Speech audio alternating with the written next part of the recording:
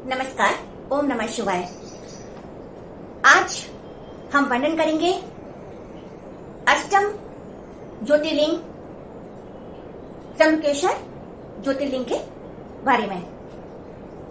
जानते हैं क्या कहा गया है शिव पुराण की चतुर्थ संहिता कोटि रुद्र संहिता में कि किस प्रकार से जो है त्र्यंबकेश्वर जो ज्योतिर्लिंग है उनका प्रादुर्भाव हुआ।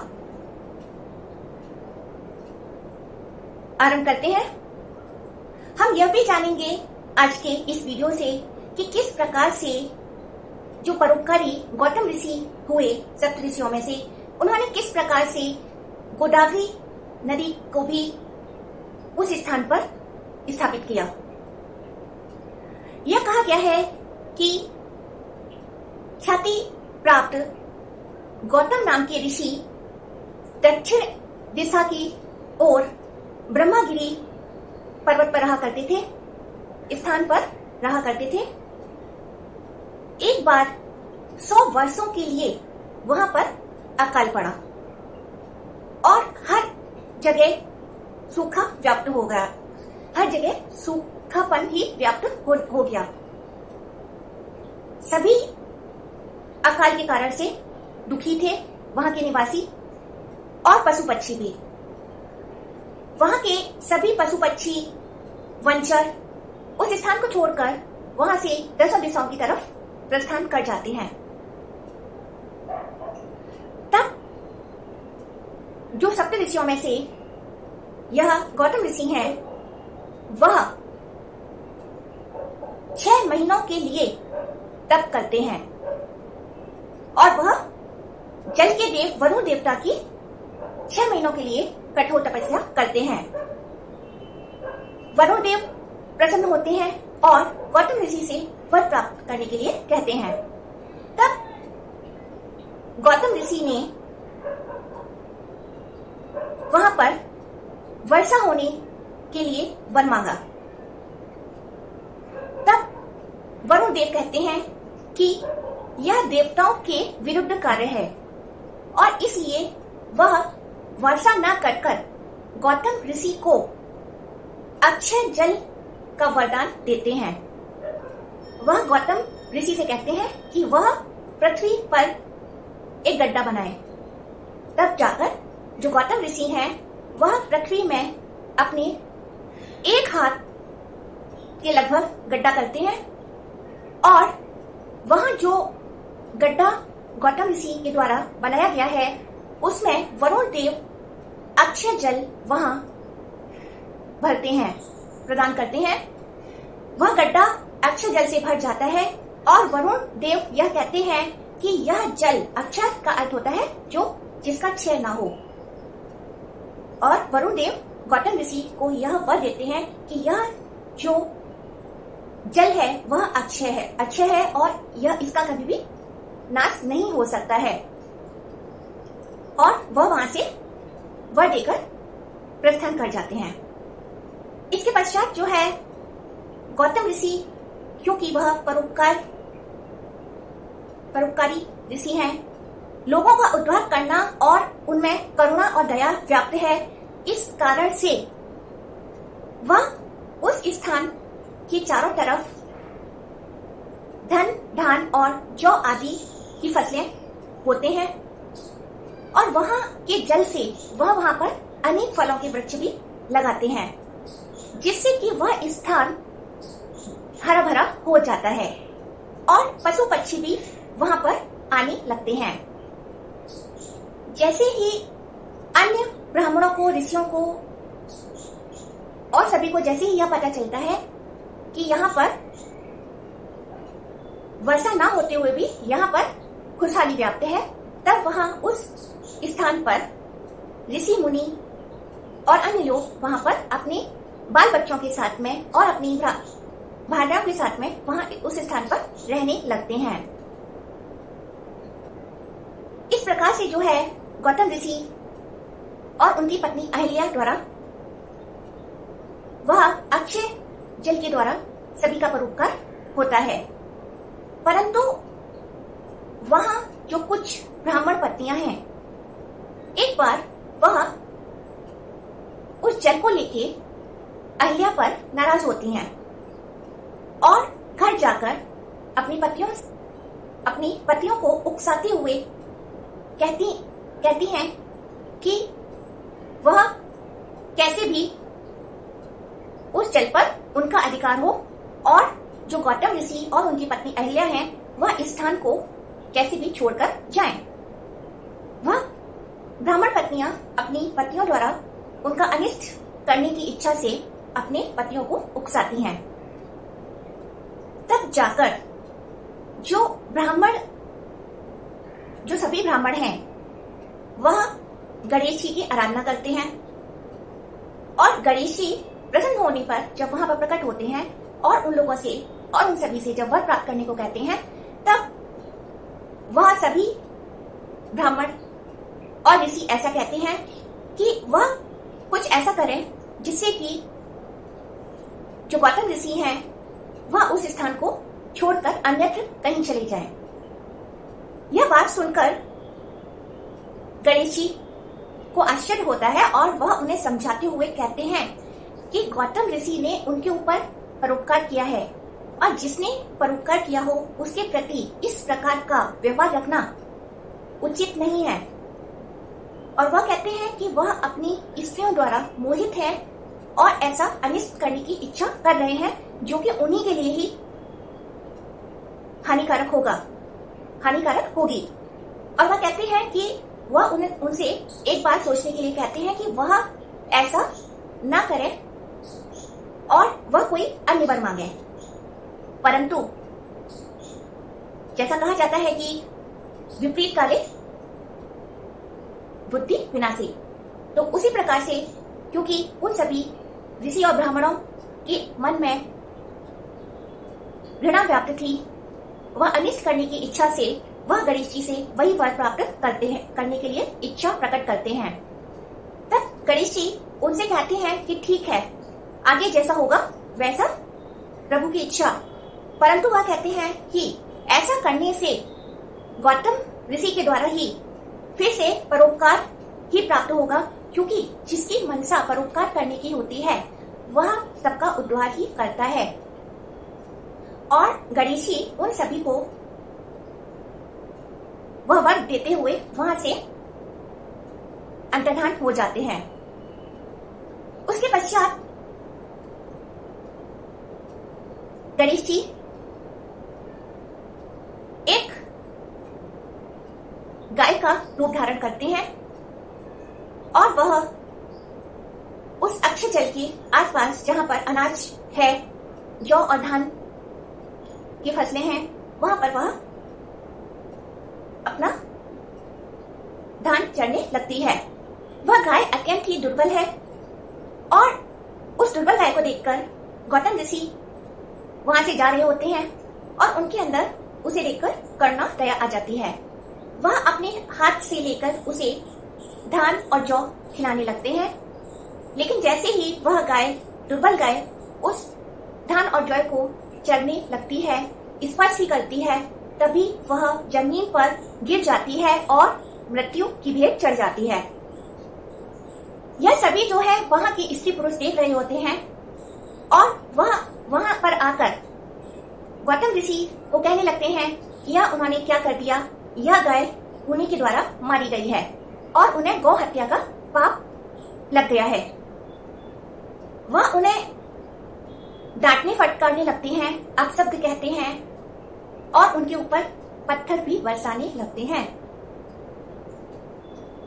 और वह कहते हैं कि वह गौ हत्या के पापी हो गए हैं और उन्हें इस स्थान को छोड़कर चले जाना चाहिए, क्योंकि जिसने गौ हत्या की हो उसे देखकर तुरंत ही स्नान करना चाहिए। गौतम ऋषि यह सब देखकर दुखी होते हैं और वह अपनी पत्नी अहिल्या के साथ में वहां से 1 कोस की दूरी पर वहां पर चले जाते हैं। इसके पश्चात वहां पर फिर से वह ऋषि और ब्राह्मण वहां आते हैं और वह उन गौतम ऋषि को कहते हैं कि उन्हें क्योंकि गौ हत्या का पाप लगा हुआ है, इसलिए वह कोई भी यज्ञ कर्म और कोई भी पितृ यज्ञ भी नहीं कर सकते हैं। ऐसा कहने पर जो गौतम ऋषि हैं वह उन सभी से प्रार्थना करते हैं और निवेदन करते हैं कि वह इस शुद्धि का कोई उपाय बताएं। गौतम ऋषि स्वयं को ही अपराधी मानते हैं, क्योंकि उन्हें यह लगता है कि उनके द्वारा गौ हत्या का पाप उनसे हो गया है। तब वह जो ऋषि और ब्राह्मण वहां पर उपस्थित हैं, वह उन ऋषि से कहते हैं कि वह या तो इस पूरी पृथ्वी की 3 बार परिक्रमा करें और उसके पश्चात 101 बार इस गिरिराज पर्वत की परिक्रमा करें, 1 महीने का और 1 महीने का व्रत उपवास करें। अन्यथा वह वहां पर गंगा जी को लेकर आए और वहां पर भगवान शिव की 1 करोड़ पार्थिव शिवलिंग बनाए और 100 घड़ों के जल से उनका स्नान करवाएं और इस गिरिराज और इस ब्रह्मगिरी पर्वत की 11 बार परिक्रमा करें, तब उनकी शुद्धि हो सकती है। यह सुनकर गौतम ऋषि कहते हैं कि वह अवश्य ही ऐसा करेंगे और वह उस पर्वत की परिक्रमा करते हैं और उसके पश्चात भगवान शिव की पार्थिव शिवलिंग का निर्माण कर वह उनकी तपस्या करने लगते हैं। भगवान शिव प्रसन्न होने पर वहां प्रकट होते हैं और वह उनसे वर प्राप्त करने के लिए कहते हैं। तब गौतम ऋषि भगवान शिव से यह वरदान मांगते हैं कि वह भगवान शिव से कहते हैं कि वह निष्पाप हो जाए। तब भगवान शिव उनसे कहते हैं कि वह तो सदा से ही निष्पाप ही है। वह कहते हैं कि उन ऋषि और ब्राह्मणों ने उनके साथ में छल किया है और वह खुद ही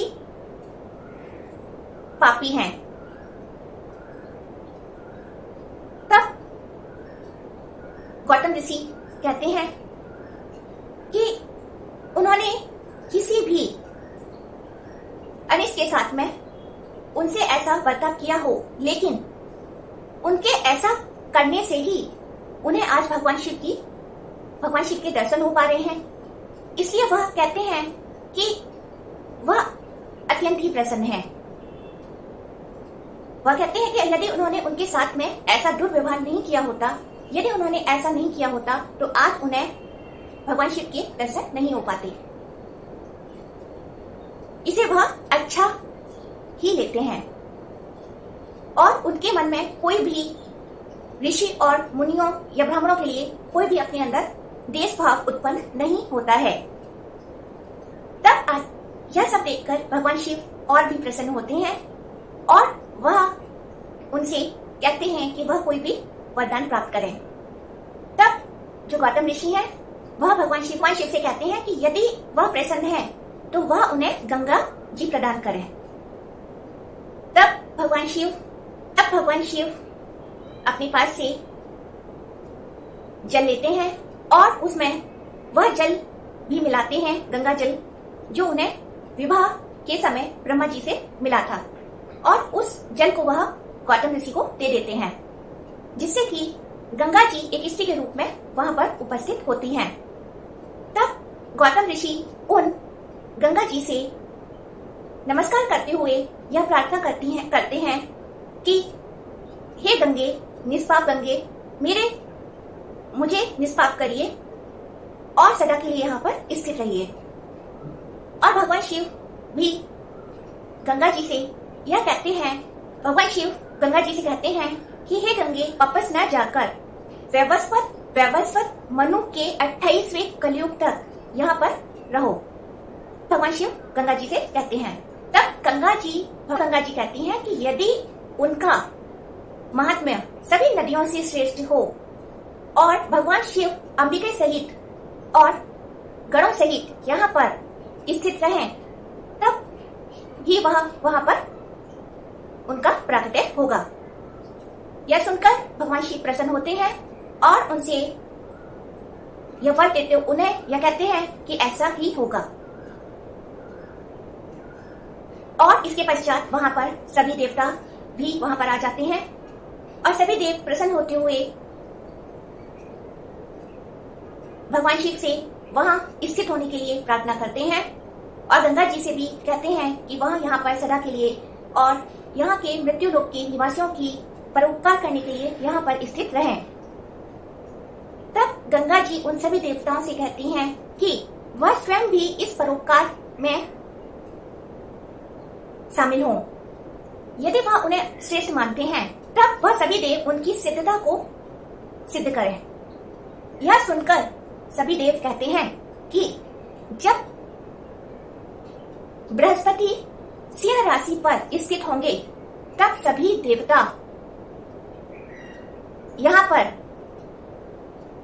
अवश्य ही आएंगे और वह भगवान शिव के दर्शन करने के लिए और स्वयं पवित्र होने के लिए गंगा जी में स्नान करने के लिए यहाँ पर स्थित रहेंगे जब तक बृहस्पति जी जो है वह सिंह राशि पर स्थित रहेंगे। यह सभी देव कहते हैं।